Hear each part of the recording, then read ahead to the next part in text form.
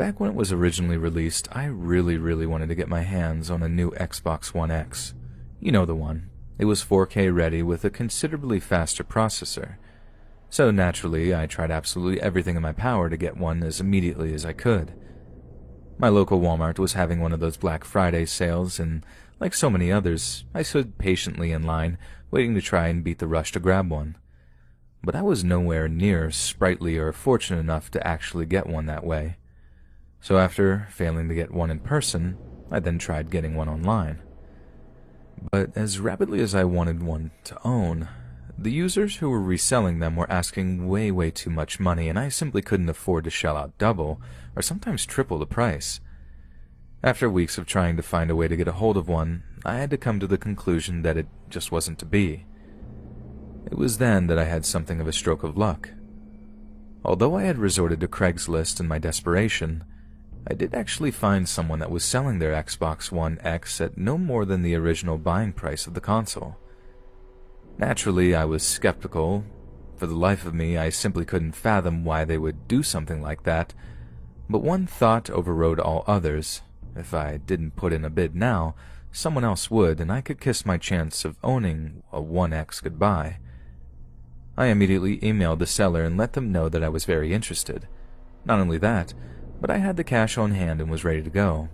I also offered to pay for gas or whatever it would take to get the console delivered to my door. I figured that would be a pretty appealing offer to someone who I guess was just strapped for cash around the holidays. I was stunned to get an almost instantaneous response, stating that they did still have the Xbox and were in fact still waiting for a proper bid from a serious buyer. They politely asked for a delivery address so they could bring it over as soon as possible. I was sort of hesitant to divulge such personal information and asked if it would be a better idea to first meet in public since it was much safer that way. I'll be honest, I wasn't too pleased with the idea of a total stranger coming over to my house, but he informed me that he was going to be very busy running holiday errands all day and that there would only be some pretty specific windows of opportunity to drop it off. It would be much more convenient for him if he was about to come over to my house. I was still not particularly ecstatic about the idea, but oh man, I really wanted that new 4K Xbox. So in the end, I agreed and texted the dude my home address. I figured it was safer than me going over to his place. At least this way I'd be on home turf. I was so happy and eager to get my hands on that new console, and that excitement only grew as I began waiting for the guy to turn up. But he took his sweet time. I mean, hours and hours passed by before I began to suspect that he wasn't going to actually show. Around 1 in the afternoon, 4 hours after he was due, I was seriously losing my cool, thinking it was a prank or something. I tried texting the guy back, asking him where he was. Previously, I had gotten pretty timely responses from the guy, but this time I didn't hear a single thing from him. By 6 that evening, I just lost all hope. I assumed that he got a better offer from someone else and didn't have the heart to tell me he picked a new buyer. I was disappointed, more than words can possibly describe. I'd gotten myself so psyched, and I can't even tell you how deflated I was. It's one thing not to have gotten the item from the store. I could come to terms with that. But I was so close to having one in my hands, it sucked having my hopes dashed so cruelly like that. And that didn't mean I'd given up entirely. So for the rest of the night, I kept looking around on Craigslist and other sites to find a new Xbox One X that was within my price range. But as I was getting ready to wind down for bed, I heard something. At first I had dismissed it as the wind or something, that it was maybe just my imagination. But then I heard it again. Someone knocking. Not at my front door, but lightly on the TV room window. I walked up to the bedroom window and peered out into the driveway, seeing this strange-looking dude at my front door looking around as if checking the coast is clear. I'm suspicious, but I go downstairs to see what he wants.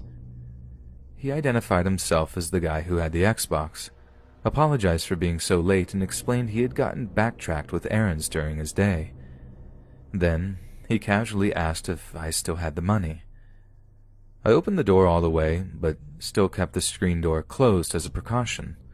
Something just didn't feel right, like at all. I told him that, yeah, I still had the cash on me, but I didn't see that he had anything with him, so I calmly asked if he had brought the Xbox with him, like if it's still in his car or anything. As expected, he told me it was out in his van. He told me to get the money and come out to the van with him and he would get it for me. I let him know that I wasn't really comfortable walking out to his van, but he seems to understand and tells me it was all good. I briefly look over the guy's shoulder and see that there is in fact someone else sitting there in the van. Not only that, but the dude at my door has been keeping his hands concealed in the little front pouch of his hoodie the whole time while talking to me, and there was definitely something more than just his hands in there. Don't ask me how I could tell. I just could. You know when you just get a gut feeling about something? Yeah, that. I tried to stay as chill as possible as I lied to him that I'd just go fetch my wallet and return in a minute. His mood immediately changed as I closed the door in his face before locking it. I then make the split-second decision, better to be safe than sorry, so I pull my phone out of my shorts and dial 911. But as I do, I heard a loud thud on my front door, then the sound of the van's engine revving before it zooms off into the night. When I went to check and see if he had damaged my door, I nearly peed my pants when I saw a rusty old hatchet buried in the wood. I was right that he had something in his sweatshirt, and that I shouldn't go out to the van with him. Be careful who you're buying from, folks. You never know who's behind the username. This happened many years ago when I was a little boy. It was Christmas time, and my family and I lived on the first floor of a large apartment complex. I remember one day on a Saturday, my mom told me that Santa was at our apartment. We went to the event room that our apartment had, and they were doing a Meet Santa type of thing. There wasn't a whole lot of people there, but those who lived nearby and had kids would bring them to see Santa. We went there and got in line, and then my sister and I met Santa. I remember when it was my turn, he asked me what I wanted for Christmas, and I told him I wanted the new PlayStation. He asked me if I live here, and I told him yes, I lived right down the hall. He then told me he would see what he could do about getting me that PlayStation, and gave me a candy cane. We then went back home. I think we made some holiday cookies or something. I don't quite remember that well, but where the story really gets interesting is later that night. I was in my bed and not really that sleepy, so I was just laying there playing on my Game Boy.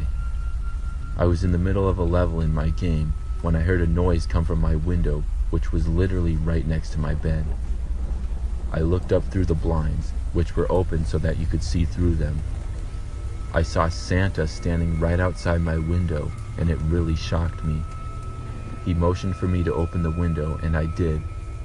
He then smiled at me and asked if I remembered him. I told him yes, and he handed me another candy cane. He told me he wanted to show me his sleigh.